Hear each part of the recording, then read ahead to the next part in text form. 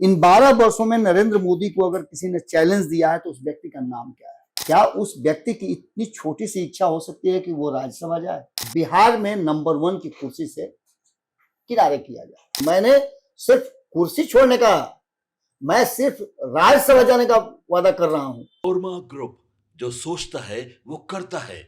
आपके अपने सपनों का आशियाना। नमस्कार, भारत लाइव देख रहे हैं आप। इनसाइड स्टोरी के आज की कड़ी में कल की कड़ी को ही आगे बढ़ाते हैं। पिछले 24 घंटों में जो राजनीतिक परिदृश्य ने बदलाव किया है अपने आप में, जो बदली है घटनाएं जिस अनुसार बिहार की राजनीति की, नीतीश जी बिहार छोड़ के जा रहे हैं, नीतीश जी बिहार छोड़ के नहीं जा रहे हैं, राज्यसभा उपेंद्र कुशवाहा जी जा रहे हैं या अब उपेंद्र कुशवाहा जी नहीं जा रहे हैं, उपेंद्र कुशवाहा जी की जगह कोई और जा रहे हैं। पहले कुछ और मांगी थी, अब कुछ और मांगी है। आज के इनसाइड स्टोरी में इसी कड़ी को आगे बढ़ाते हैं। ये जो साइलेंट एग्जिट है नीतीश कुमार जी का, इसके पीछे की कड़ी राज्यसभा के 5 सीट फिर से बाबा के पास पहुंचते हैं। जी प्रणाम बाबा। बाबा, नीतीश कुमार जी जा रहे हैं, नहीं जा रहे हैं, या नीतीश कुमार, हर कोई बोल रहा है कि नीतीश कुमार जी नेतृत्व करेंगे, नीतीश कुमार जी यही रहेंगे, नीतीश कुमार जी बिहार में ही हैं। हर कोई, कल सम्राट चौधरी जी ने बोला, आज विजय चौधरी जी ने बोला, इनफैक्ट उनके दल के लोग तो बोल ही रहे हैं, कमोबेश विपक्ष भी यही बात कह रहा है।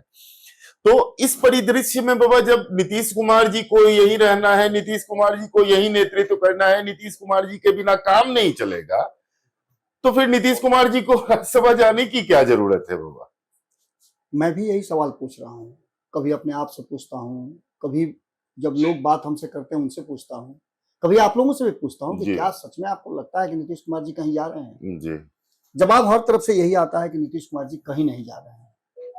तो आपका वो सवाल, तो फिर राज्यसभा क्यों? जी। इसके पीछे की इनसाइड स्टोरी ये है कि आप मुझे बताइए कि पिछले 11 वर्षों में, इनफैक्ट अब 12 वर्ष होने जा रहे हैं, जी, इन 12 वर्षों में नरेंद्र मोदी को अगर किसी ने चैलेंज दिया है तो उस व्यक्ति का नाम क्या है? नीतीश कुमार। कितनी बार चैलेंज दिया है ये भी सबको पता है। सबको पता है सर। और भारतीय जनता पार्टी को भी ये बात पता है कि नीतीश के अलावा अब भारतीय जनता पार्टी को, नरेंद्र मोदी को चैलेंज देने वाला इस देश में कोई भी नेता बचा नहीं। राहुल गांधी जी कहते हैं कि हम पिछले 11 सालों से लड़ रहे हैं। कहने जी और लड़ने और करने में बहुत अंतर है। नीतीश कुमार जी ये प्रूफ किया है कि आई एम द बेस्ट। और जब जब भारतीय जनता पार्टी थोड़ा सा फन बढ़ाने की कोशिश, में फन का मतलब कोई गलत नहीं, जब जब उसने अपने आप को थोड़ा ऊपर करने की कोशिश किया है, तब तब नीतीश कुमार जी ने उसी खूंटे में बांध दिया है, जहां भारतीय जनता पार्टी मजबूर होकर के नीतीश कुमार जी की चिरौरी करने लगती है। बाबा का कहने का अर्थ है कि बीजेपी ने जब जब लीड लेने की कोशिश की है अपने गठबंधन में, तब तब नीतीश कुमार जी ने उनको एक कदम पीछे धकेल के खुद को लीडर साबित किया है। शेर निश्चित रूप से बहुत मजबूत जानवर होता है जी, लेकिन उसको सर्कस में बैठाता इंसान ही है। नीतीश कुमार जी वो सर्कस के रिंग मास्टर हैं जिन्होंने बिहार की राजनीति को पिछले 21 वर्षों से अपनी उंगली पे नचाया है। जी बिल्कुल सर। और इस उंगली पर नचाने को लेकर के भारतीय जनता पार्टी सबसे ज्यादा परेशान रही।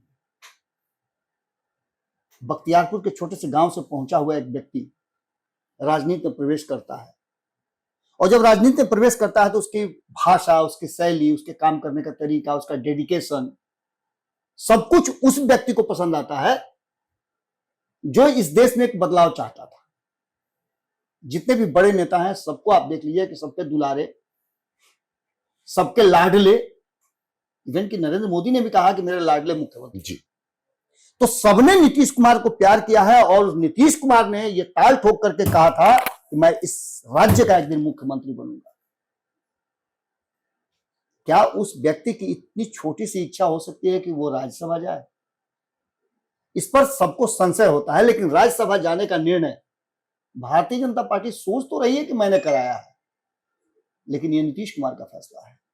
इसको मैं आगे बताऊंगा। इससे पहले मैं बता दूं कि मैंने चैलेंज की बात की थी। जी नरेंद्र मोदी को जब जब पटकनी दिया है किसी ने, तो वो नीतीश कुमार ने दिया है, जी। और नीतीश कुमार के कारण ही कभी ममता बनर्जी और कभी हेमंत सोरेन ये देते रहे हैं। क्योंकि नीतीश कुमार जी जिस रास्ते से होकर के जाना है, आपने देखा होगा कि पहले राजा महाराजा जो हुआ करते थे वो छोटी छोटी रियासतों पर कब्जा पहले करते थे, बड़ी रियासत पर करने के लिए, क्योंकि उनके जाने का रास्ता वही था।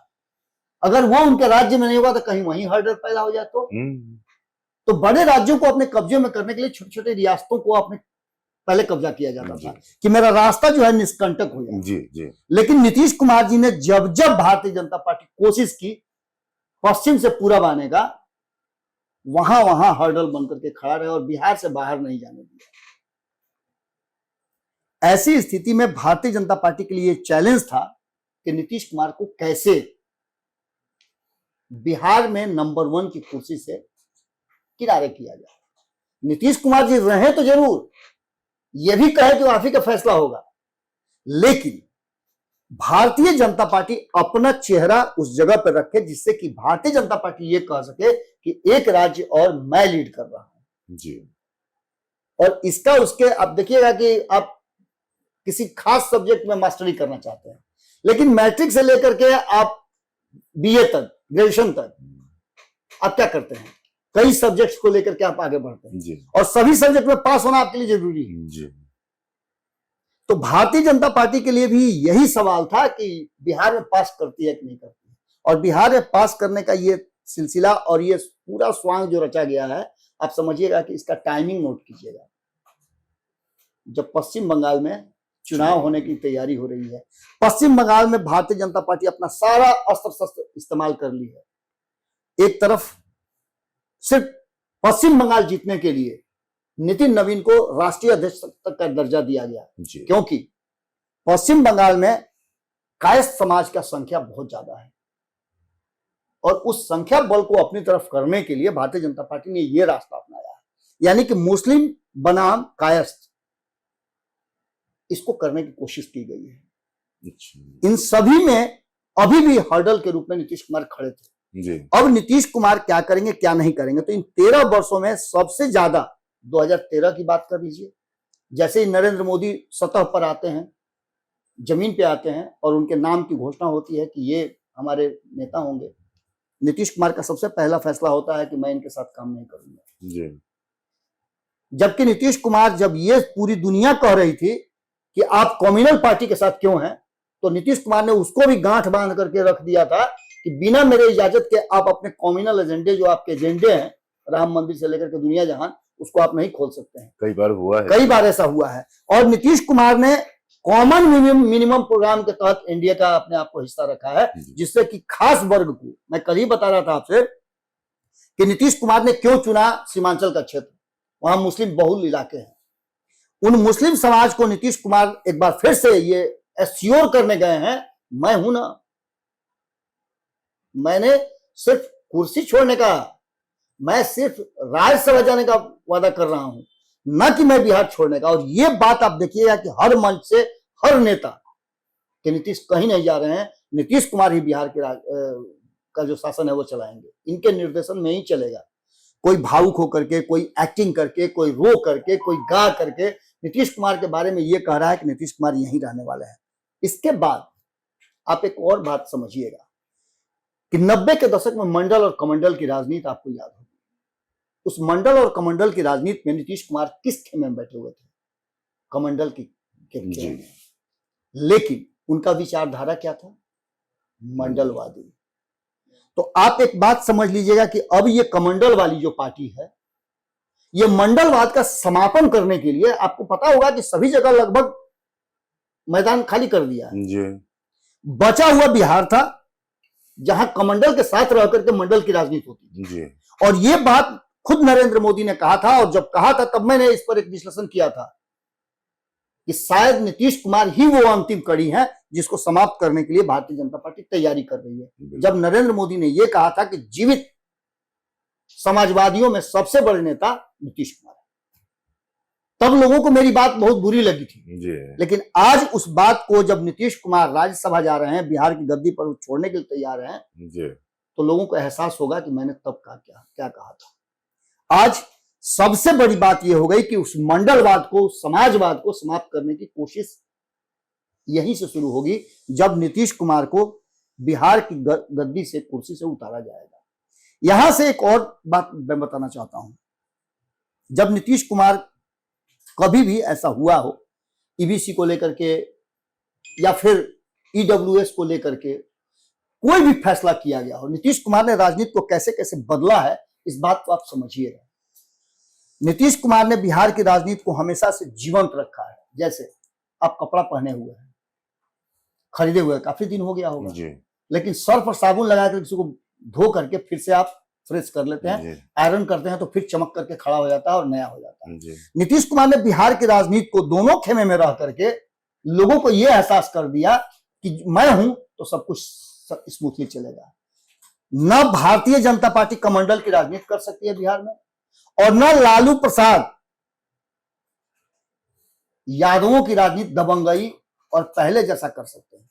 यानी कि बिहार की जनता को भरोसा अगर किसी पर था तो वो नीतीश कुमार। बिल्कुल सर। और आज यही भरोसा दिलाने के लिए भारतीय जनता पार्टी नीतीश कुमार को लेकर के घूम रही है। नहीं, लेकर के घूम ही नहीं रही है बाबा, बिल्कुल। इसके इतर जदयू के लोग हों या बीजेपी के लोग हों या इनफैक्ट विपक्ष, जनता, मतलब नीतीश जी बीमार थे, नीतीश जी परेशान थे, नीतीश जी किसी लायक नहीं थे, ये अब बिल्कुल। तक 4 तारीख तक चल रहा था। बिल्कुल बिल्कुल। और 4 तारीख के बाद से सब लोगों के मुंह से यही निकल रहा है कि नीतीश जी रहेंगे, नीतीश जी के नेतृत्व में ही आगे काम होगा, नीतीश जी बीमार नहीं है, ये है वो है। बिल्कुल। अब ये सारी बातें जो कही जा रही थी उसका कुछ सच भी सामने आया है। अगर नीतीश कुमार जी बीमार थे, बीमार हैं, तो फिर बीमार व्यक्ति बिहार को कैसे लीड कर सकता है? जी, ये भारतीय जनता पार्टी से मेरा सवाल होगा। और यही सवाल मैं राजद से भी करता हूं, महागठबंधन के लोगों से भी, जी, कि जब नीतीश कुमार बीमार थे, अचेत मुख्यमंत्री थे, जी। तो फिर चेतना इनके पास कहां से आई? नेतृत्व, सीएम की कुर्सी छोड़ने के बाद भी नेतृत्व करने की क्षमता बिल्कुल कहां से आई? बिल्कुल। दूसरी सबसे महत्वपूर्ण बात जी, कि भारतीय जनता पार्टी ने धीरे धीरे करके नीतीश कुमार को कमजोर किया, चाहे जिसके माध्यम से भी कमजोर करे, नीतीश के करीबियों के माध्यम से करे या जिसके माध्यम से भी करे। एक सवाल आपने देखा होगा कि पहली बार ऐसा देखने को मिला कि जदयू कार्यालय में, जब जदयू भारतीय जनता पार्टी से अलग थी, तब भी किसी की हिम्मत नहीं हुई थी कि नरेंद्र मोदी के चेहरे पर कालिख फूटे, लेकिन वो हुआ। किसी को यह हिम्मत नहीं थी कि नीतीश कुमार के रहते हुए जदयू कार्यालय में जिंदाबाद और मुर्दाबाद के नारे लगे उसी पार्टी के नेताओं के विरुद्ध। ये भी हुआ। तो कहीं ना कहीं ये बात इशारा जरूर कर रहा है कि ये पहली कड़ी नहीं है। पिछले 12 वर्षों से, जब से नरेंद्र मोदी आए हैं, तब से ये कोशिश होती रही है कि नीतीश को कैसे कमजोर किया जाए, कनगोजर का टांग एक एक करके कैसे निकाला जाए। बड़ा भाई छोटा भाई। बिल्कुल। अब इसकी शुरुआत आप समझिएगा, इसकी शुरुआत सबसे पहले हुई 2020 में। अच्छा।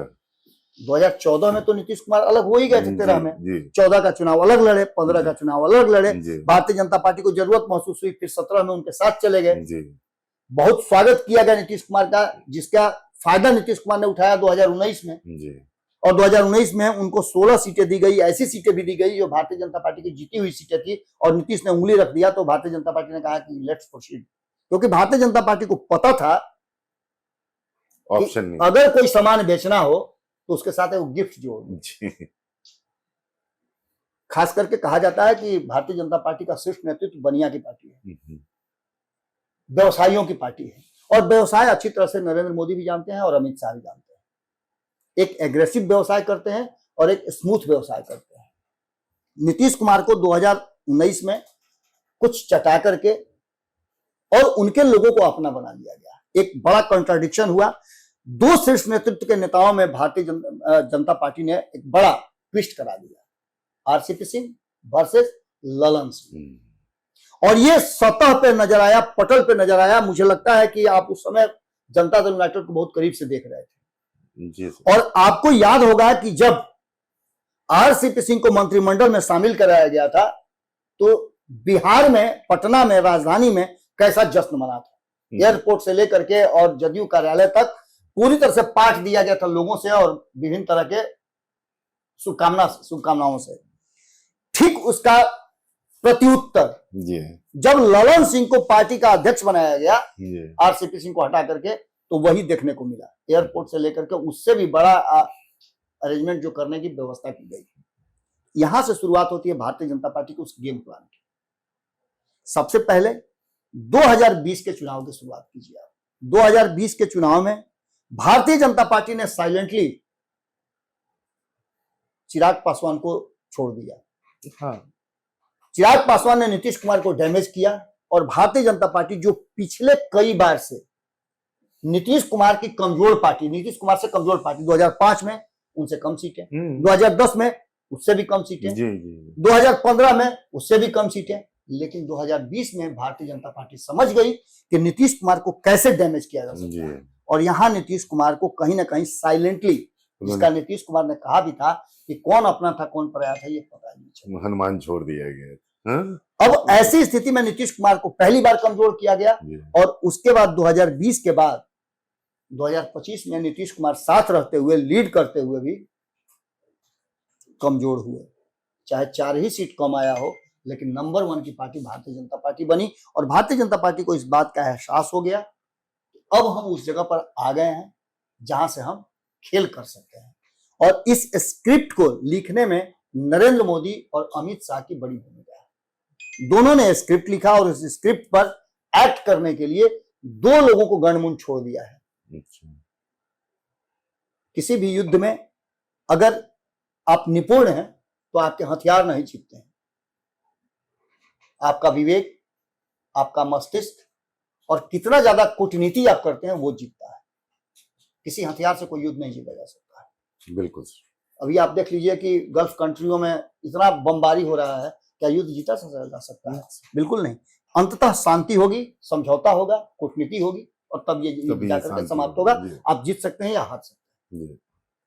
बिल्कुल उसी कूटनीति के तहत भारतीय जनता पार्टी ने कुछ अपने स्लीपर सेल छोड़े और उस स्लीपर सेल ने एक एक करके नीतीश कुमार को, कुछ लोग कहते हैं दवाई दे दिया, कुछ लोग कहते हैं कुछ दे दिया, कुछ लोग कहते हैं, कल तक आप जीतन राम मांझी का भी सुनते हुए कहते थे कि लगता है कोई दवाई वाई दिया। लेकिन ये सारी चीजों को आप दरकिनार कर दीजिए और बीजेपी अपने प्लान में पूरी तरह से सक्सेस हो गई। भारतीय जनता पार्टी को ऐसा लगने लगा कि जो हर्डल हमारे पास था, जो लवकुश हमारे अश्वमेध के घोड़ा को बिहार में पकड़ के रखता था, उस लवकुश को ही साइड कर। अच्छा, आपकी मजबूरी है कि आप जिस समाज से आते हैं, अपने समाज के जो आयतें बनी हुई हैं, जो संविधान बना हुआ है, उस संविधान के तहत रहेंगे। आपने टीका किया है, ये शो करता है कि आप ब्राह्मण समाज से आते हैं। आपके हाथ में रक्षा सूत्र बंधा हुआ है, तो ऐसे लगता है कि आप कहीं ना कहीं उस कर्मकांड में लगे हुए, आध्यात्मिक बिल्कुल प्रवृत्ति के। तो ये सनातन की सबसे बड़ी जो धारा बनी हुई है, उस धारा में ब्राह्मणों को कहा गया है कि श्रेष्ठ।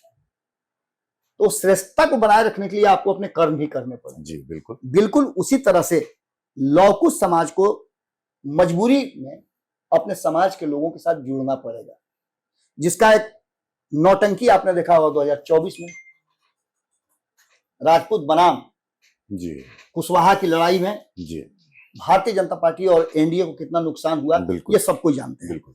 अब इस लड़ाई को पूरी तरह से चेंज कर दिया गया है और जब नीतीश कुमार लवकुश के सबसे बड़े नेता ही नहीं रहेंगे, तो मजबूरन तेजस्वी यादव को तो वोट देने ये समाज नहीं जाएगा, क्योंकि वहां भी कोई बड़ा नेता इस समाज का नहीं है। नालंदा में पब्लिक बोल रही है बाबा, हर जगह।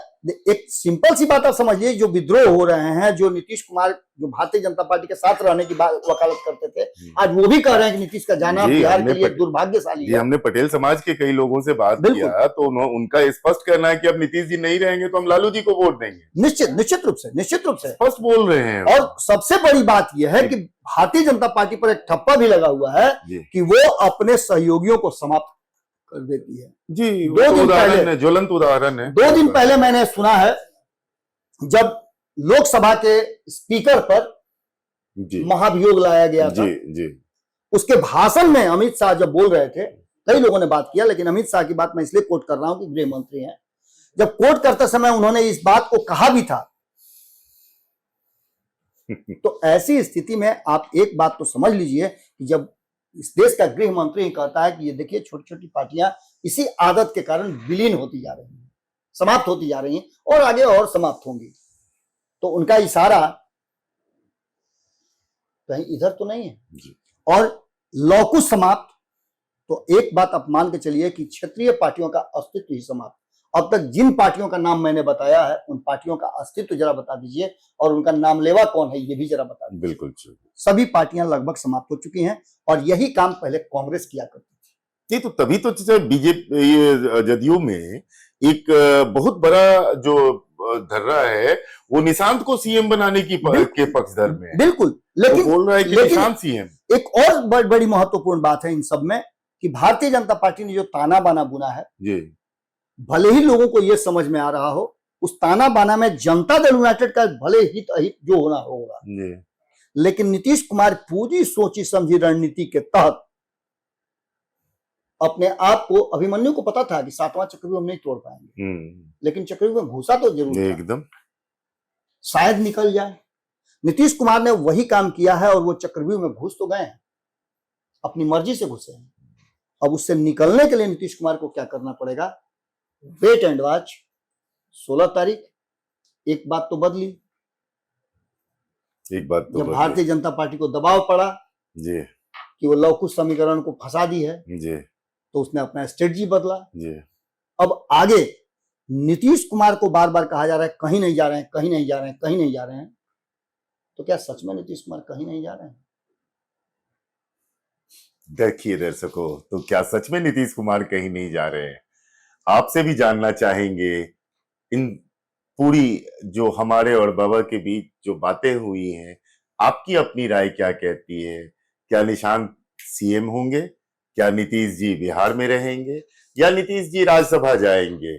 5वां राज्यसभा का सदस्य कौन होने जा रहा है? और नीतीश कुमार की साइलेंट एग्जिट होगी कि नहीं होगी, ये सबसे बड़ी बात। और नीतीश कुमार की साइलेंट एंड एक्सेप्टेबल एग्जिट होगी कि नहीं? नीतीश जी उस एग्जिट को खुद एक्सेप्ट करेंगे या नहीं? लव को समाज एक्सेप्ट करेगा कि नहीं? बिहार एक्सेप्ट करेगा कि नहीं? इन सारी बातों के साथ जुड़ते हैं इनसाइड स्टोरी के अगले कड़ी में। बने रहिए भारत लाइव के साथ। धन्यवाद। हमने सजाया है ई होम्स पैनोरामा को, हमने बनाया है। ई होम्स मेरा एक सपना था जिसपे मैं पिछले 4 साल से काम कर रहा था। हमने जो बनाया है वो सबने है माना। ई होम्स पैनोरामा में हो आपका भी आशियाना। और फाइनली हमने 2021 में इस प्रोजेक्ट को लॉन्च किया। बहुत लोग अप्रिशिएट कर रहे हैं कि पूर्णिया जैसे शहर में, बिहार के, एक तो बिहार की बात करें उसमें भी पूर्णिया जैसे छोटे जगह में इस तरह का लाइफस्टाइल देना, ये सुन के हम लोगों को बहुत अच्छा लगता है। ई होम्स में हमने कुछ और भी किया है, जैसे हम जिस जगह में रह रहे हैं हमारे फैमिली सिक्योर हो, उनको सिक्योरिटी का ध्यान में रखा है। आपकी सुविधा और सुरक्षा आपके लिए खास है, ये आपका विश्वास है। इसमें आर्टिफिशियल इंटेलिजेंस का 7 लेयर सिक्योरिटी का हमने इस्तेमाल किया है। लस ग्रीन कैंपस को बनाया है। यदि हमारा बाउंड्री वाल है तो वो वर्टिकल गार्डन है। ये जितनी भी फैसिलिटी होता है एक इंटरनेशनल टाउनशिप में ई होम्स है, ये हम लोग विश्वास नहीं कर पा रहे हैं। जो भी हमारे मित्र दोस्त या जो भी हमारे बाहर के बाहर आते हैं तो हम लोगों को बहुत अच्छा सुनने को मिलता है और बहुत अच्छा क्रेडिट मिल रहा है। वो सारा हमने सिर्फ एक बिल्डिंग नहीं बनाया, हमें एक बहुत अच्छा लाइफस्टाइल दिया ई होम्स में, और मेरा एक सपना था जिसको मैं आज फुलफिल होते हुए देख रहा हूँ। ये आपका आवास है। ई होम्स पैनोरामा में अब आपका निवास है। E homes panorama, luxurious lifestyle redefined. Panorama group, जो सोचता है वो करता है। अगर ये वीडियो पसंद आई और वह बिहार के राजनीति और बिहारियत से सरोकार रखेनी तो सब्सक्राइब बटन दबा के चैनल के सब्सक्राइब कर ली। ओजे एगो घंटी बा, ओकरा बटन दबा देला से कुल सटीक और मारक खबर रुआ मुफ्त में मिल जाई। अगर रुआ पत्रकारिता के हमनी के नया प्रयोग में सहयोग कर चाहतानी तो ज्वाइन बटन दबा दी। पेटीएम नंबर नोट कर ली 9386816700।